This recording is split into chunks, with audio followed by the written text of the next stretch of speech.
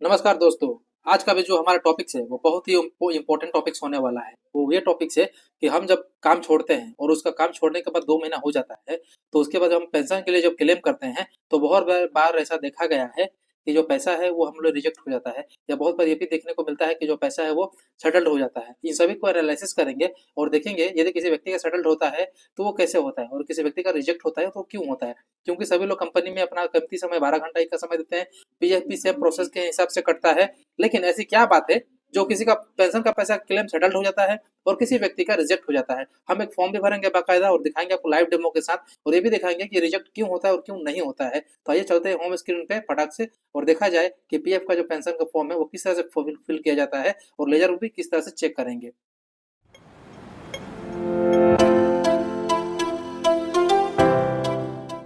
आप फोन से चालू कर रहे हैं, यूज कर रहे हैं, तो गूगल गूगल क्रोम से यूज कर लीजिएगा। यदि आप लैपटॉप से है तो मोजिला फायरफॉक्स से गूगल क्रोम का इस्तेमाल करेंगे। सबसे पहले हमको चलना है, यहाँ पे लिखेंगे यूएन नंबर।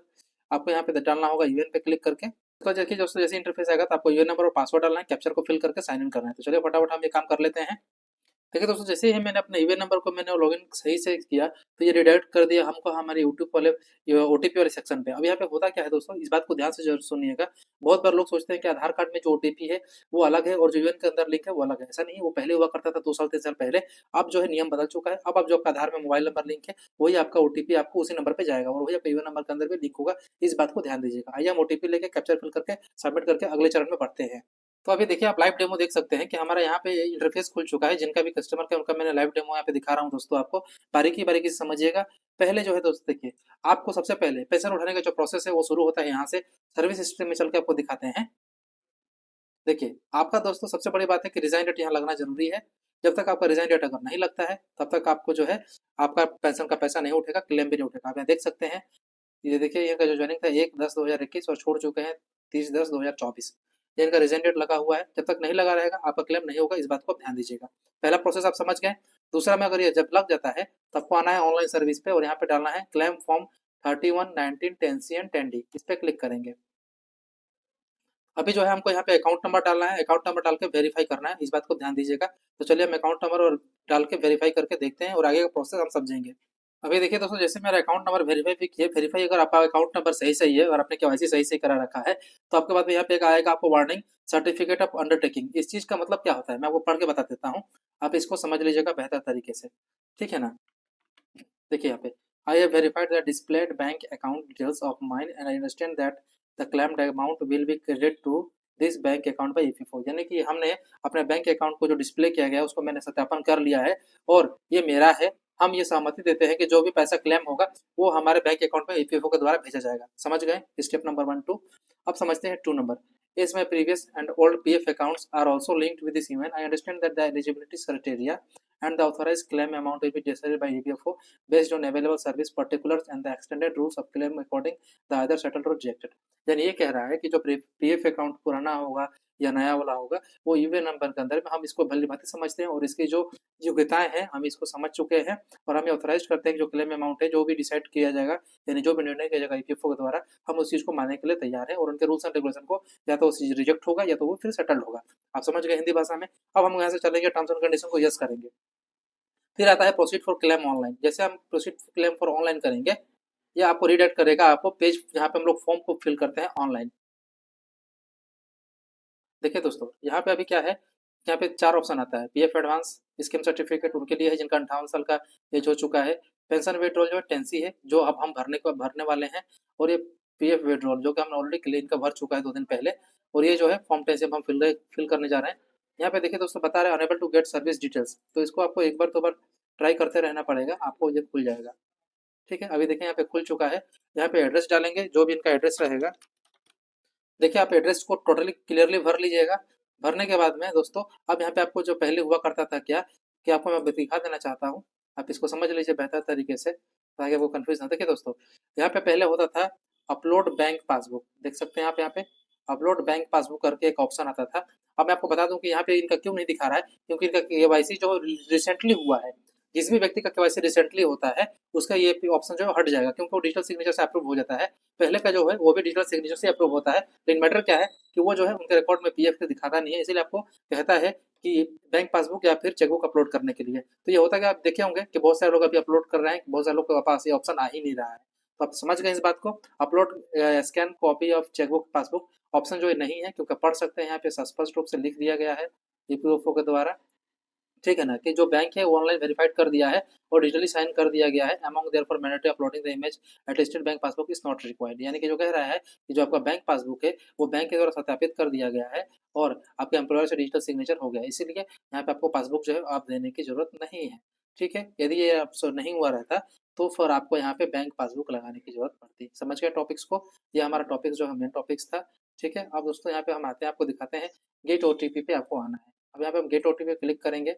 ठीक है, जो आपका आधार पे नंबर आएगा उसको ओटीपी जाएगा। अभी आइए हम ओटीपी लेके दिखाते हैं आपको।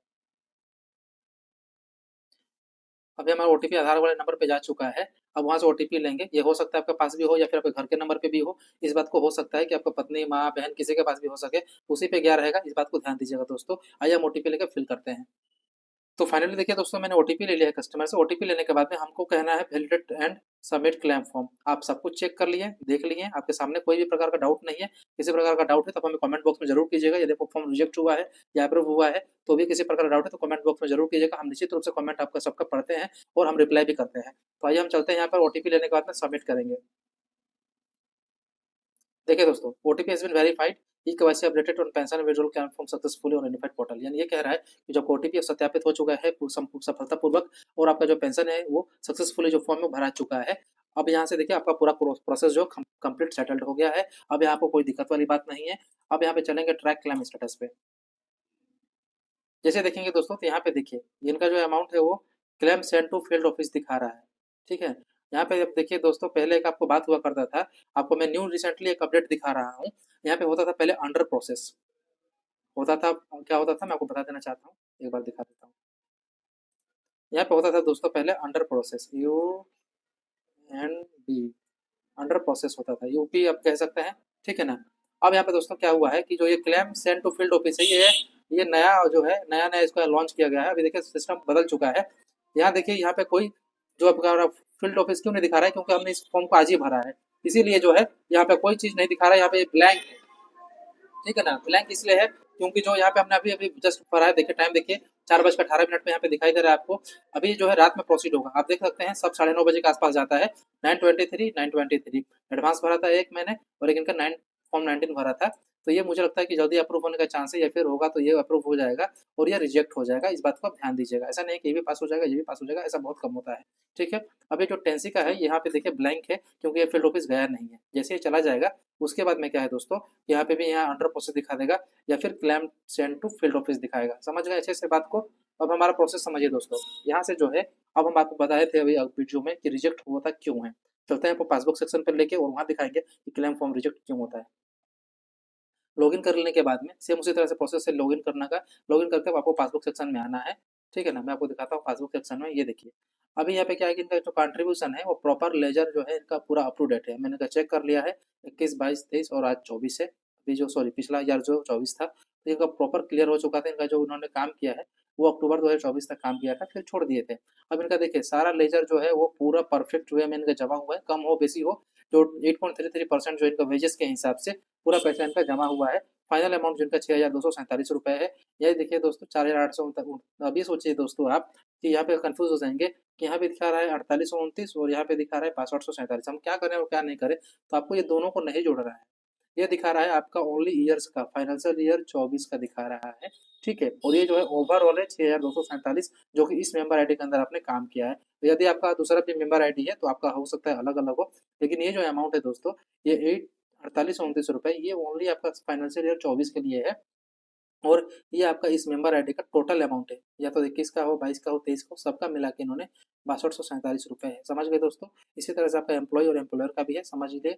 अब मैं बोला था रिजेक्ट का, तो बहुत बार ऐसा होता है दोस्तों कि मार्च का अगर मान लीजिए काम कर लिए, अप्रैल में कंपनी जो है ज्वाइन नहीं करती है, जून जुलाई करती है, बहुत बार रिपीटेड भी नहीं करती है और आपका ओवरलैपिंग में चला जाता है।